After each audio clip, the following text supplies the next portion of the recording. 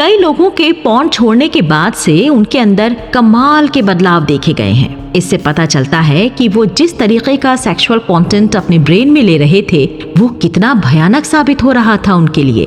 ज्यादातर online forums में भी हमेशा लोग anxiety, stress, depression, attention problem, lack of attraction, इन्हीं चीजों पर बात करते हुए पाए जाते हैं। पॉर्न छोड़ने के बाद कई यूजर्स में ऐसे बदलाव देखे गए जो एक दूसरे से पूरी तरह से अलग थी। जैसे कई लोगों की सोशल एंजाइटी में इम्प्रूवमेंट दिखने लगा, उन्हें कॉन्फिडेंस बिल्डअप होने लगा, दूसरे लोगों के साथ कांटेक्ट ठीक होने लगा। कई लोगों ने अपने आप को ज्यादा फोकस्ड, शार्प और क्लियर महसूस किया। उनके अंदर लोगों के साथ और लड़कियों के साथ बात करने की इच्छा फिर से जागरूक हुई। उनमें इरेक्टेड पीनस यानी बोनर से जुड़ी समस्या काफी कम हो गई। इसके अलावा सबसे जरूरी चीज कि कई लोगों के आपसी रिश्ते सुधरने लग गए, चाहे वो आपसी रिश्ते अपने घर वालों से हों, दोस्तों से हों या अपने पार्टनर से ही क्यों ना हो। जब लोगों ने इम्प्रूवमेंट महसूस करना शुरू किया तब वो शॉक में पड़ गए कि कैसे इंटरनेट पॉर्न जैसी चीज ने उनके ऊपर साइकोलॉजिकल बिहेवियर को बदल के रख दिया था। 2-4 लोग इस बात से भी शॉक्ड हैं कि कई लोगों पर किसी भी मेडिकेशन का कोई रिजल्ट ही नहीं दिखा। हमें ये समझना होगा कि हम एक ऐसी चीज से डील कर रहे हैं जिसके अंदर इतनी ताकत है कि वो इंसान के पूरे ब्रेन पर हावी हो सकता है और उसके सामने दोस्ती, स्वास्थ्य, परिवार, इन सब का महत्व गिराकर सिर्फ एक गोल रखा सकता है और वो है पॉर्न देखना। एक यूजर ने अपनी स्थिति लोगों के सामने रखते हुए बताया कि कैसे पॉर्न एडिक्शन ने उसके जीवन के एक ऐसे मोड़ पर उसे लाकर खड़ा कर दिया जिसकी वजह से उसकी फार्मेसी की डिग्री चली गई और उसकी गर्लफ्रेंड भी उसे छोड़कर चली गई। एक लड़की ने भी अपना एक्सपीरियंस शेयर करते हुए बताया कि कैसे पढ़ाई के दौरान वो रात भर जाकर ऑनलाइन वेबसाइट से इरोटिका पढ़ती रहती थी। शुरू में कई लोगों को लगता भी था कि वो शायद निराशावादी हैं, लेकिन सही ट्रीटमेंट मिलने के बाद उन्हें पता चला कि वो पॉर्न एडिक्ट्स हैं। सालों से पॉर्न देखने से एक इंसान के अंदर कई तरह के सेक्सुअल सिम्टम्स देखे जा सकते हैं। ज्यादातर पॉर्न यूजर्स का मेन प्रॉब्लम होता है इजैकुलेशन में डिले या बिल्कुल ही ऑर्गाज्म की कमी। डॉक्टर की रिपोर्ट्स के मुताबिक इन 2 इरेक्टाइल डिसफंक्शन के कई कारण हो सकते हैं, जैसे पुराने जॉनरे के पॉर्न में इंटरेस्ट ना होना, पॉर्न का पार्टनर से ज्यादा एक्साइटिंग मालूम होना, फैंटेसी की जरूरत महसूस होना आदि। 2015 की एक सेक्स क्लिनिक की रिपोर्ट के अनुसार 71% लोगों में देखा गया है कि अगर कोई आदमी एक हफ्ते में 7 घंटे से ज्यादा पॉर्न देखते हुए मास्टरबेट करता है तो उसे सेक्सुअल फंक्शनिंग में दिक्कत का सामना करना पड़ता है। एक यूजर ने तो अपना एक्सपीरियंस शेयर करते हुए ये भी बताया था कि उसकी जिंदगी में एक मोमेंट ऐसा आया था कि उसके अंदर सेक्स की कोई इच्छा ही बाकी नहीं रह गई थी। ऐसा इसलिए हुआ था क्योंकि वो यूजर पिछले 17 सालों से मास्टरबेशन के चक्कर में फंसा हुआ था और 12 सालों तक एक्सट्रीम पॉर्न से घिरा हुआ था, जिसके चलते उसका रियल सेक्स से इंटरेस्ट ही उठ चुका था। एक यूजर ने तो ये तक बताया कि उसे इजैकुलेशन में कभी कभी इतनी देर होती थी कि उसका 3 से 4 घंटा सिर्फ सेक्स में बीत जाता था। 1948 से लेकर 2002 तक 40 से कम उम्र वाले आदमियों में इरेक्टाइल डिसफंक्शन की दिक्कत 3 से 4% लोगों में ही देखी जाती थी, लेकिन 2010 के बाद से ये रेट बढ़कर 14 से 33% हो गया था। ऐसे ही और सेक्सुअल डिसफंक्शन के बारे में हमें सेक्सुअल फंक्शन सर्वे से पता चलता है। ये एक ऐसी ग्लोबल स्टडी है जो पॉपुलेशन के सेक्सुअल एटीट्यूड और बिहेवियर को रिकॉर्ड करती है। इस रिपोर्ट के अनुसार दोस्तों ये पता चलता है कि यंग जनरेशन के मुकाबले बुजुर्गों में इरेक्टाइल डिसफंक्शन का रेट ज्यादा हाई होता है। इसके बावजूद भी 2001-2002 की रिपोर्ट में यूरोप के 14 से 28% 40 से कम उम्र वाले लोगों में इरेक्टाइल डिसफंक्शन की दिक्कत दिखाई दी। इन सभी तथ्यों को अगर समझा जाए तो हम पाएंगे कि कम उम्र के लड़कों को अपने पार्टनर के साथ सेक्स करने में ज्यादा दिक्कत आती है। 2016 के कैनेडियन सेक्सोलॉजिस्ट की एक स्टडी में ये पाया गया कि कम उम्र के लड़कों में सेक्सुअल फंक्शन की दिक्कत एडल्ट लड़कों से ज्यादा देखी गई। ऐसा पाया गया है कि 16 से 21 साल के बीच में जितने भी लड़के आते हैं उनमें से 78.6% लड़कों को पार्टनर के साथ सेक्सुअल एक्टिविटी में दिक्कत आती है। इन समस्याओं में इरेक्टाइल डिसफंक्शन की समस्या 45% लोगों में कॉमन पाई गई है। डिजायर की कमी 46% लोगों में पाई गई और ऑर्गाज्म में दिक्कत 24% के साथ देखी गई है। आश्चर्य की बात यह भी है कि महिलाओं की भी सेक्सुअल प्रॉब्लम्स कुछ कम नहीं हैं। 47.9% महिलाओं ने ये रिपोर्ट की है कि उन्हें सेक्स करते वक्त काफी दर्द से गुजरना पड़ता है। 2014 में एक ब्रिटिश सेक्सोलॉजिस्ट ने यंग जनरेशन की सेक्सुअल प्रॉब्लम हो जाने का जिम्मा अपने ऊपर उठाया, जिनमें उन्होंने ज्यादातर ऐसे सब्जेक्ट चुने जो 18 से 16 साल की उम्र के बीच के थे। जो रिपोर्ट डॉक्टर के सामने आई वो चिंता में डालने वाली थी। कई लड़कियों ने ये कंफर्म किया कि एनल सेक्स काफी दर्दनाक और रिस्की हो सकता है। दूसरी ओर लड़कों में इर्रेगुलर पेनिसेस से जुड़ी प्रॉब्लम और ब्लू सेक्सुअल डिजायर काफी ज्यादा मात्रा में देखी गई। डॉक्टर को जितना ये रेटिंग्स देखकर झटका लगा, उससे ज्यादा अचंभा उन्हें ये देखकर हुआ कि इनमें से किसी भी सब्जेक्ट ने इंटरनेट पॉर्न का नाम भी मेंशन नहीं किया था, इसे अपनी हालत का जिम्मेदार ठहराने के लिए। पिछले कुछ सालों में रिसर्चर्स ने पाया है कि यंग जनरेशन में इरेक्टाइल डिसफंक्शन और लो लिबिडो का कारण पॉर्न के अलावा और भी कई हो सकते हैं, जैसे आजकल की बिगड़ी हुई अनहेल्दी लाइफस्टाइल। इस लाइफस्टाइल के अंदर कई चीजें आ जाती हैं, जैसे पुअर डाइट की वजह से मोटापा, स्मोकिंग, ड्रिंकिंग आदि।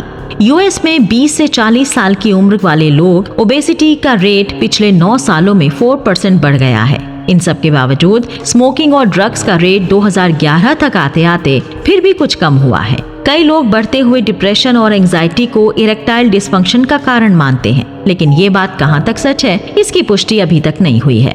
इतने सालों की खोज के बाद गैरी ने रिकवरी के पैटर्न में 2 भेद पाए हैं। इसमें तो पहले वो लोग आते हैं जिनकी हालत कुछ समय में ठीक हो जाती है, जैसे 2 से 3 हफ्ते। ऐसा हो सकता है कि उनकी कंडीशन काफी माइल्ड हो, शायद बहुत ज्यादा मास्टरबेशन के चलते या हल्की प्रॉब्लम के चलते उन्हें ठीक होने में ज्यादा वक्त नहीं लगा। दूसरे लोग वो होते हैं जिन्हें फुल रिकवरी में 2 से 6 महीने या उससे ज्यादा भी लग जाते हैं। इन लोगों के सिम्टम्स भी पहली कैटेगरी वाले लोगों से ज्यादा खराब होते हैं, और इस कैटेगरी में ज्यादातर वही लोग आते हैं जिनकी उम्र अभी काफी कम है और जिन्होंने अभी अभी इंटरनेट पॉर्न देखना शुरू किया है। जो लोग इनसे एज में थोड़े बड़े थे, उन्होंने अपनी सेक्स की शुरुआत ज्यादातर टीवी, मूवी, मैगजीन या इमेजिनेशन से की थी, इसलिए उनकी रिकवरी जल्दी और काफी अच्छे तरीके से होती है। ऐसे ही एक 30 साल के यूजर ने अपना एक्सपीरियंस शेयर करते हुए बताया कि रिकवरी के बाद उसकी सेक्स लाइफ इतनी ज्यादा बेहतर हो गई है कि उसे खुद विश्वास नहीं होता कि वो एक समय इरेक्टाइल डिसफंक्शन और पॉर्न एडिक्शन में फंस गया था। एक लड़की ने भी अपना अनुभव शेयर करते हुए बताया कि एक लड़की के लिए पॉर्न रिलेटेड समस्या स्पॉट करना मुश्किल होता है। वो बताती है कि उनके अंदर डिजायर तो हो जाती है, लेकिन अराउजल या कोई प्लेजर की भावना नहीं आती।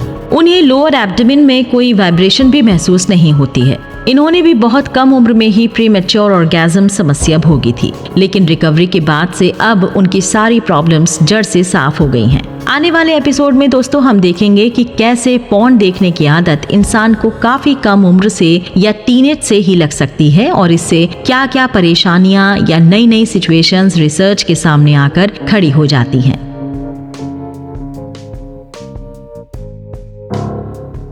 दोस्तों, कम उम्र में सेक्सुअल प्रॉब्लम्स या इरेक्टाइल डिसफंक्शन की समस्या समझना आसान बात नहीं है। इन समस्याओं में से एक है प्रीमेच्योर इजैकुलेशन। इजैकुलेशन का मतलब होता है सीमेन रिलीज करना। ऐसा देखा गया है कि कई लोग अपने ब्रेन को इस तरह से ट्रेन करते हैं ताकि इजैकुलेशन जल्द हो जाए। जो लोग बहुत यंग एज में पॉर्न देखना शुरू करते हैं, उनमें प्रीमेच्योर इजैकुलेशन की समस्या ज्यादा दिखाई देती है, क्योंकि कम उम्र में इंसान को हमेशा डर बना रहता है कि कोई उसे ये सब करते पकड़ ना ले, इसलिए वो जल्द से जल्द क्लाइमैक्स तक पहुंचना चाहता है। कभी कभी तो पॉर्न इतना ज्यादा ब्रेन को ट्रिगर करता है कि इजैकुलेशन अपने आप ही हो जाता है। हमें ये समझना होगा कि हमारा दिमाग इलास्टिक की तरह है, हम उसे जाने अनजाने हर वक्त ट्रेन करते रहते हैं। इतनी सारी केस स्टडीज करने के बाद ये तो साफ है कि इंटरनेट पॉर्न इंसान को एक जेंडरे से दूसरी जेंडरे के पॉर्न और कभी कभी इंटरनेट की ऐसी अंधेरी जगहों पर लाकर खड़ा कर देता है जहां उसे खुद पहुंचकर डिस्टर्ब फील होने लगता है। सोचने की बात यह है कि मानसिकता को ट्रिगर कौन करता है। हो सकता है कि इसका कारण बोरियत या इंसान की आदतें हों। टीनेजर्स अपनी जिंदगी में हमेशा थ्रिल ढूंढते रहते हैं और जल्दी बोर भी हो जाते हैं। जितनी चीजें उनके लिए अनकॉमन होंगी, उनको उससे उतना ज्यादा प्लेजर मिलेगा। यंग जनरेशन में इजीली बोर होने की समस्या इतनी ज्यादा बढ़ गई है कि इसका असर पॉर्न पर भी दिखने लगा है। लोग एक हाथ से मास्टरबेशन करते वक्त भी दूसरे हाथ से वीडियोस बदलते रहते हैं। एक इंटरनेट स्टडी में देखा गया कि लोगों को नॉर्मल पॉर्न से ज्यादा एक्सट्रीम पॉर्न में ज्यादा रुचि है। लोग पॉर्न देखने की शुरुआत वायलेंट या ज्यादा सख्ती से नहीं करते, लेकिन जैसे जैसे उनके अंदर एडिक्शन बढ़ता जाता है, उनकी पसंद भी बदलती और बढ़ती जाती है। कभी कभी ये ऑनलाइन पॉर्न इतने ज्यादा एक्सट्रीम हो जाते हैं कि इसमें दिखाए गए रेप के केस से भी यूजर को फर्क नहीं पड़ता है। इस बदलते टेस्ट का एक कारण हो सकता है और वो है अपने टॉलरेंस को टेस्ट करना। कई लोगों को तो ये भी लगता है कि जिस तरह का पॉर्न उनके अंदर अराउजल की भावना पैदा करता है, वही उनके टेस्ट के हिसाब से सबसे परफेक्ट है। लेकिन आजकल के लगातार बदलते टेस्ट में इस चीज को मानना थोड़ा मुश्किल है। सबसे गलत बात जो इंटरनेट पर आज की डेट में फैली हुई है वो ये है कि इंटरनेट पॉर्न देखने से लोगों को अपनी सेक्सुअलिटी के बारे में समझने में, उसे और पहचानने में मदद मिलती है।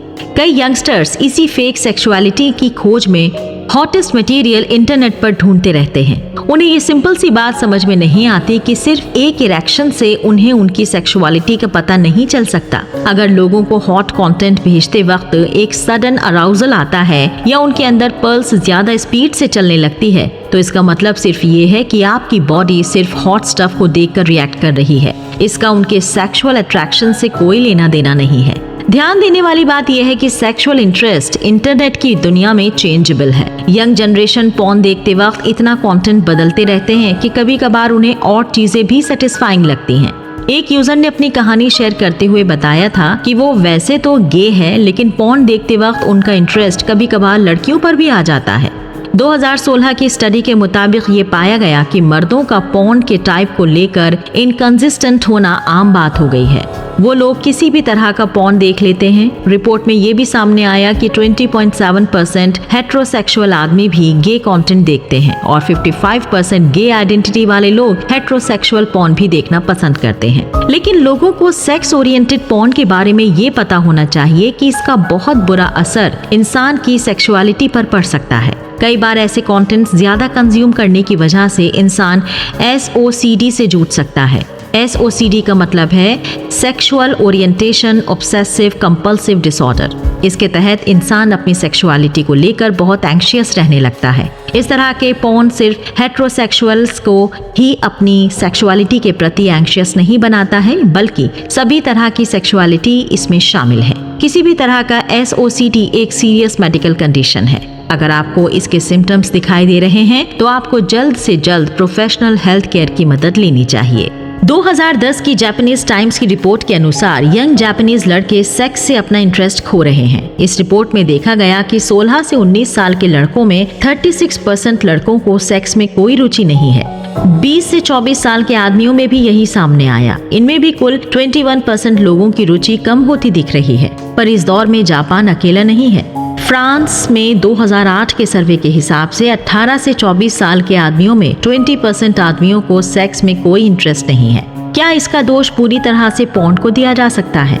2015 की रिपोर्ट के मुताबिक यूएस के हाई स्कूल स्टूडेंट्स के बीच में सेक्सुअल एक्टिविटी 38% से गिरकर 30% पर आ गई है। रिसर्चर्स का मानना है कि सारा दिन कंप्यूटर स्क्रीन के सामने बिताने से और इजीली पॉर्न का एक्सेस होने की वजह से सभी का ये हाल हुआ है। 2016 के सर्वे के अनुसार यंग लड़के सिर्फ और सिर्फ पॉर्न का ही इस्तेमाल करते हैं अपने आप को अराउज रखने के लिए। 2017 की रिसर्च से पता चला कि कई लोग ज्यादा एक्साइटमेंट के लिए असल सेक्स से ज्यादा पॉर्न प्रेफर करते हैं।